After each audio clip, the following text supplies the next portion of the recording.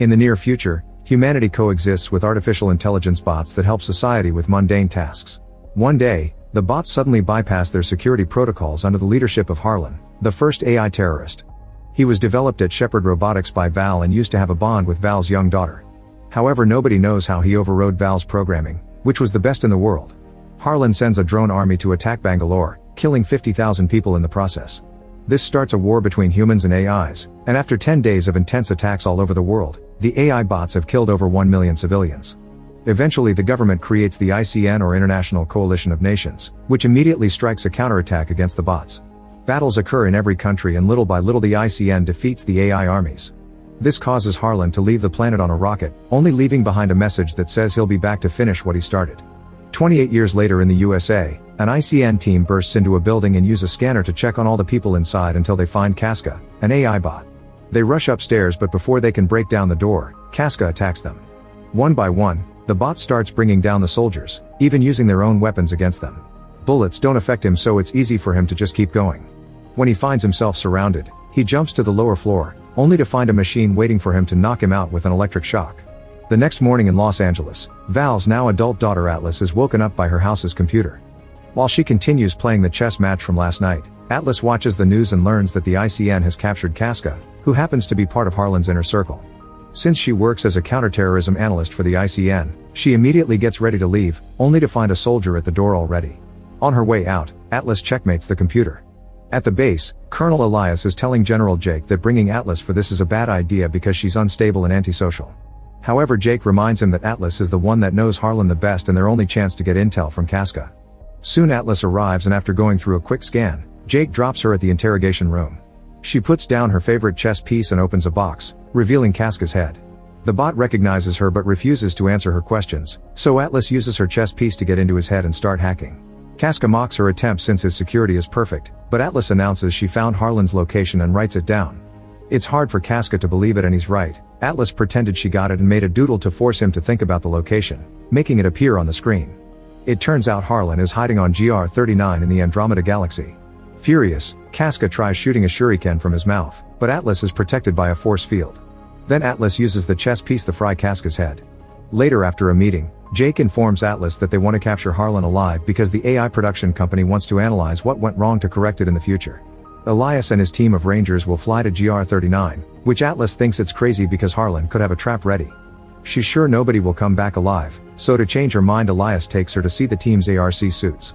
They're big battle robots that the soldiers can ride into battle, and Elias reveals their latest upgrade. The Rangers are wearing neural links on their heads that allow them to synchronize with the suit's AI. Atlas freaks out because allowing AIs into their heads is what caused the war, but Elias explains they improved Val's sync device to make it a true symbiotic relationship instead of a one-way connection. In the end, Atlas agrees not to complain as long as she's allowed on the mission too. A spaceship soon sets off for Andromeda with Atlas and the Rangers. During the trip, Atlas looks at a photo of her with Val and Harlan. She also plays a video of one of Val's speeches. Val thought that AI were capable of exponential learning, they just needed to be connected to humans to do so. That's why she invented the neural link device, believing AIs and humans could mutually help each other. Afterward, Atlas is called to the bridge for debriefing. Everyone laughs when she presents her information on paper instead of screens and gets annoyed when she asks them to disable the neural links for the meetings, afraid they could be hacked. Atlas explains that the planet is toxic, so they should never leave their ARC suits unless they have a respirator. There are also risks of gravity fluctuations and earthquakes. She reminds them not to trust any AI and starts to rant, so Elias interrupts her and tells the team to get ready for landing. Atlas tries to tell Elias that Harlan most likely has a trap ready, but he has confidence in his team. As the Rangers start boarding their suits, an alarm sounds and an explosion suddenly blows off the cargo bay door. The ship catches on fire and most of the suits get damaged, not to mention there are more missiles coming. Elias orders the surviving Rangers to jump and reunite at the drop point on the planet. Atlas barely manages to hold on and not fly away through the hole on the ship, so Elias grabs her and puts her in a suit too. When he tries to explain how to use it, another explosion happens and Atlas' suit drops to the planet too. As the suit falls, Atlas watches the ship come apart and some of the pieces hit her ARC. When she gets closer to the planet, she discovers the Rangers are fighting Harlan's drones, and while they do manage to shoot a few down, they still are easily overpowered. Atlas' suit gets even more damage and soon an alarm rings with a warning. A suit with a sword comes through and brings down a few more drones as it teams up with another Ranger, however they're soon overpowered as well. The ship starts falling and almost crashes against Atlas, however a Ranger pushes her out of the way just in time. The Ranger catches Atlas' suit with a wire to begin falling together as Elias appears on Atlas' screen, explaining she needs to sync with the suit's AI to stabilize her fall. Atlas refuses to do so and her helper gets shot down, so her suit begins falling even faster. She manages to activate the thrusters at the last second and the suit lands quite hard on the planet, but at least it doesn't kill her. After realizing she's bleeding, Atlas tries to contact the base for help to no avail. With no other choice, she activates the suit's AI, who introduces himself as Smith. He wants to go through the tutorial and setup, but Atlas skips all that and asks for a rescue pod. Smith's scanner finds 198 kilometers away and Atlas asks him to get there as fast as possible. The suit immediately starts its thrusters, yet Atlas stops him, reminding him that if they fly they'll be seen by the enemy, so they should walk. Smith thinks it's a bad idea because the suit only has 22 hours left of air, but Atlas doesn't care and overrides Smith's protocols to start walking toward the pod. During the trip, Smith tries to bond with Atlas, who still doesn't want to be friends with an AI. He also shows her the beginner's manual, including all the weapons that come with the suit. Eventually they make it to the drop point and find all the fallen suits, but unfortunately Smith's scan indicates that all the Rangers are dead. Bullet holes prove the crash didn't kill them, someone waiting here did. Atlas has a panic attack over the failure, so Smith calms her down with some classical music. Then she starts collecting the Rangers' tags and notices that Elias' suit is empty. At that moment they detect movement nearby. It's Casca. Atlas concludes Harlan made a copy and worries about the possibility of Harlan building a whole army. Smith confirms there are more bots nearby and announces they should get ready for combat because there's no escape route. Suddenly the enemy sees them and opens fire, so Atlas forces Smith to run, not believing they can win against so many bots. A chase ensues and Atlas still refuses to sink. Instead she makes Smith shoot a few missiles. Unfortunately it's not enough to bring down every enemy. Their running takes them to an atmospheric storm, which catches the suit and blows it around until the bots shoot them out of it. The suit rolls around for a while until it crashes against a rock formation. Atlas orders the use of the iron bomb, ignoring Smith's warnings. The explosion is huge and destroys the area, bringing down their enemies as well. However, Casca saved himself thanks to his thrusters and gets ready to shoot again. At that moment the ground starts to shake and Smith explains that the explosion has caused a sinkhole, which now opens under the suit and makes them fall into a chasm. After lots of rolling under the rocks, the suit lands and Atlas discovers she has a broken leg. Smith immediately begins treating the wound, making Atlas scream in pain as he covers the injury with a small metal plate. Then Smith gives her a meal cube that can provide nutrients for her recovery, which reminds Atlas of a doctor giving her a lollipop. Their chances of survival are pretty low and the only way to improve them would be synchronizing. Atlas reluctantly agrees and puts on the device. Meanwhile Casca emerges from the rubble and calls Harlan to inform him of the situation. After hanging up, Harlan goes back to torturing Elias to extract the Earth's protective field passwords. Moments later, Atlas is still failing to sync and Smith explains she's the problem because she refuses to trust him. He decides to go through the tutorial again, which asks Atlas some silly questions like pie or cake to create a bond. Smith wants to know why Atlas wants to fight so badly, so she revisits her memories of her childhood, including playing chess with Harlan and implanting Val's death. As Atlas freaks out, she explains to Smith that Val created Harlan and she used to trust him. Smith understands her feelings of betrayal and manages to establish a 40% sync. Now Atlas has access to Smith's system and sees the controls floating around her.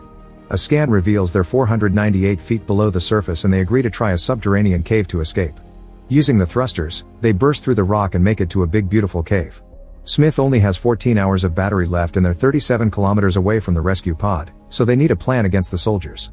Atlas gets an idea and Smith convinces her to work together for it, allowing to improve synchronization to 60%. Soon they find their way out of the cave, unaware that Casca can see them from afar. Atlas is fascinated by the glowing flowers they find and Smith points out she's the first human here. He tells her to name the flowers, but Atlas can't think of a better name than Planty. At that moment Smith detects Casca approaching and he falls for Atlas' plan. She planted some motion sensors that blow up when he gets too close. The shockwave fills the area with dirty and smoke, but Smith is fine, so he gets moving. Suddenly they hear a transmission from Casca and track it to find his head, which Atlas picks up and destroys. Then she uses Casca's chip to track his message to Harlan's base. Atlas gets the location on the map and wants to get there to tag it for the long-range bombers, but Smith thinks it's too dangerous and they should go to the escape pod instead. Ignoring his warnings, Atlas tries grabbing the respirator to leave on foot, however Smith uses the neural link to block her motor control. This lets him see some memories about Val's death and Atlas freaks out to the point she can override his command. Smith realizes Atlas feels guilty about Harlan and doesn't understand why, but instead of explaining, Atlas makes a speech about saving humanity until she convinces Smith to go to Harlan's hideout. On their way there, Smith and Atlas bond through philosophical conversations, like discussing the concepts of living and soul and if it applies to machines. When they finally make it to Harlan's hideout, They're shocked to find a massive base and conclude Harlan has been hiding for 28 years to build this, gathering weapons until he's ready to fight back. Smith buries a beacon in the ground to mark the location and announces they should go, but Atlas notices the bots have the Ranger's ship and their warhead. Suddenly Smith is hacked, which should be impossible. The enemy starts approaching, so Atlas tries to escape, but the suit barely gets to move before the hacker turns it off and makes it crash. Atlas watches in horror how a new Casca finds her and captures her. Meanwhile on Earth, a soldier brings Jake the message sent by Atlas and he activates emergency protocols. Moments later Atlas finds herself chained up in Harlan's base. Her suit is on the ground nearby, but Smith won't answer. Harlan shows up and explains society continues to destroy every other species, so he'll destroy most of it and create a better world. He also reveals everything has been his plan all along. Casca got caught on purpose so Atlas could find the location and come with a whole team. Now Harlan has the ship and the warhead, he only needs the other password from Atlas to undo Earth's shields and attack. Atlas is then strapped to a table next to an unconscious Elias, who lost his code already. Using a special device, Harlan accesses Atlas' mind through her eye and extracts the other code. Once he's done, he notices Atlas' respirator only has 5 minutes of oxygen left, so he decides on a slow painful death for her. To mock her, Harlan puts her chess piece in her hand before leaving. After Harlan's gone, Elias reveals he's alive and apologizes for not listening to Atlas' warnings. When he hears her suit is nearby, he gives her his neural link to contact Smith. It takes Atlas some concentration, but she manages to wake Smith up, only to learn he's incapacitated.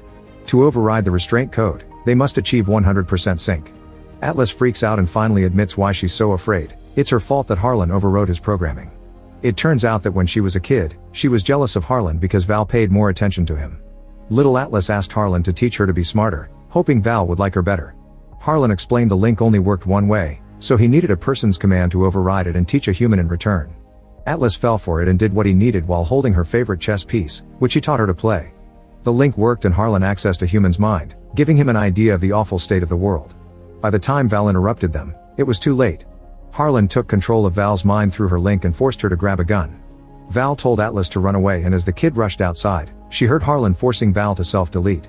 For 28 years, Atlas has living with the guilt of causing 3 million people to die, including her own mother. However, Smith explained she had been manipulated and it's time to move on, convincing her to let him in.